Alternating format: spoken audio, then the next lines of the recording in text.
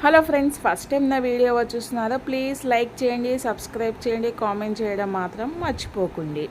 ఇంకా ఈరోజు మా ఇంట్లో స్పెషల్ మెంతం.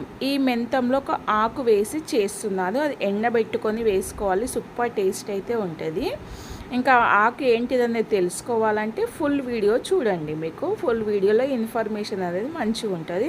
అలాగే చిక్కుడుకాయ కర్రీ మీరు చేస్తే మీ ఇంట్లో ఎవ్వరు సరిగ్గా తినడం లేదా, అయితే ఈరోజు ఈ విధంగా చేసి పెట్టండి, ఎంతో సంతోషంగా తింటారు.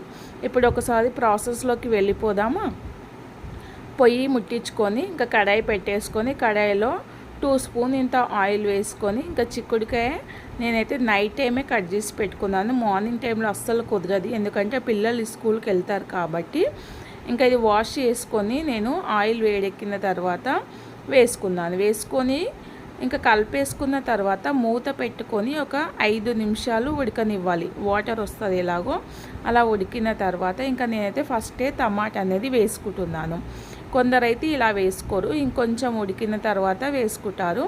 ఇంకా నేనైతే ఫస్ట్ టైం అయితే టమాటా అనేది వేసుకున్నాను. టమాటా వేసుకున్న తర్వాత కలుపుకోవాలి.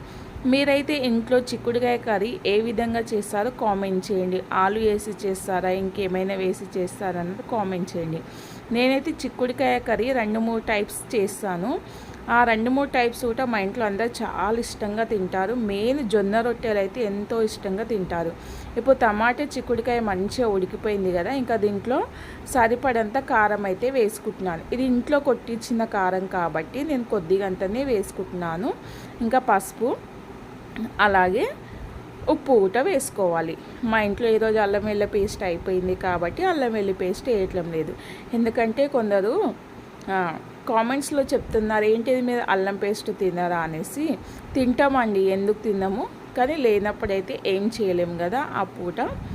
ఇంకా ఈరోజైతే అల్లం వెల్లుల్లి పేస్ట్ లేదు కాబట్టి ఇవన్నీ ఉప్పు, పసుపు, కారం వేసుకొని మంచి ఇలా కలుపుకోవాలి.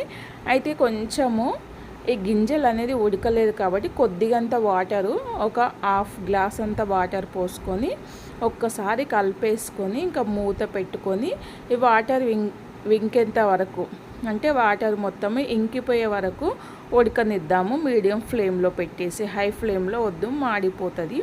మీడియం ఫ్లేమ్లో అయితే తొందరగా ఉడికిపోతుంది, టేస్ట్ అనేది బాగుంటుంది అన్నమాట. ఇగో ఇలా ఉడికిపోయిన తర్వాత దీంట్లో నేను కొద్దిగంత గరం మసాలా పౌడర్ వేసుకుంటున్నాను. గరం మసాలా పౌడర్ వేసుకున్న తర్వాత ఇగో కస్తూరి మేతి ఆకు అనేది వేసుకుంటున్నాను.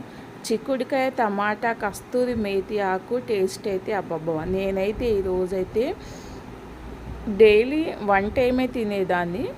ఈరోజైతే కర్రీతో అయితే 2 టైమ్స్ అయితే హ్యాపీగా అంటే ఫుల్ ఫిలప్ తిన్నాను. ఇంకా లాస్ట్ ఫినిషింగ్ అయితే కొత్తిమీర, పుదీనా కూడా వేసుకున్నాను.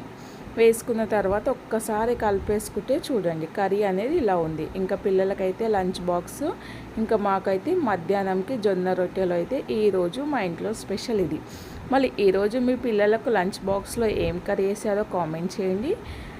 నా వీడియో కనుక నచ్చితే ప్లీజ్ లైక్ చేయండి, సబ్స్క్రైబ్ చేయండి. ఇంకో వీడియోతో మీ ముందుకు వస్తాను. అలాగే మీకు ఎలాంటి వీడియోస్, కుకింగ్లో ఎలాంటి వీడియోస్ కావాలో చెప్పండి, నేనైతే ఖచ్చితంగా చేసి పెడతాను.